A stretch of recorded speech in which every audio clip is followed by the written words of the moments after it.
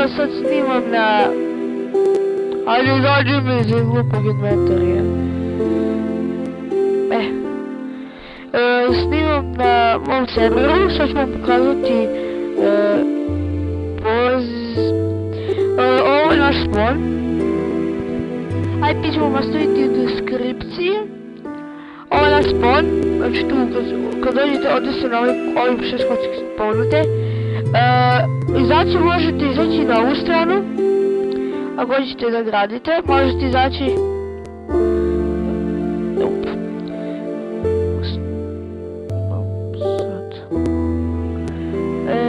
Ovdje dole može skočiti idi varp divina. A neće. To je vaša briga. Eto to vam je naš spawn. Imate tu enchanting table. Ovo je tu enchanting table. Ovdje imate shop. Evo to vam je shop. Nije još dovršen shop, tako da imate PvP. Evo ovako. Malo je samo PvP arena, ne puno. Znači to je jedna i imate PvP 2. Da je malo više lepše. I to je to, server se otvorio danas. IP ću vam ostaviti u deskripciji. Samo da kažem, server nije 24/7, ali je većinom dana uključen.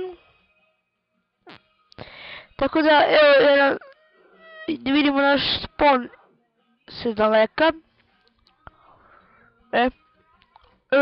Vidimo u sljedećoj epizodi. U stvari, znate šta možemo? Ajmo baš onako bez veze da enchantamo stvari. I ko prvi uđe na server i kaže da je video preko našeg videa, dobije sve ovo. Može? Ko prvi uđe, dobije sve ovo. A da kaže da je video sa YouTube-a. Ovo ću ja sad u moj chest. I da, ima jedna super stvar, vidite, Ender chest. Evo, ja čuvam za ko prvi dođe i kaže da je video na YouTube-u, dobije. I dobije će 3 ove, 4, aj 5. 5 ovih golden apple-a.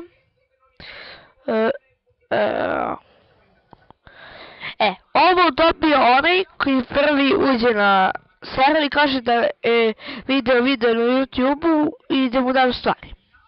A ako nije prvi video, drugi dobija iron djelo enchanteno, sve ironsko, a treći dobija kožno enchanteno. Tako da vidimo serveru. Ćao.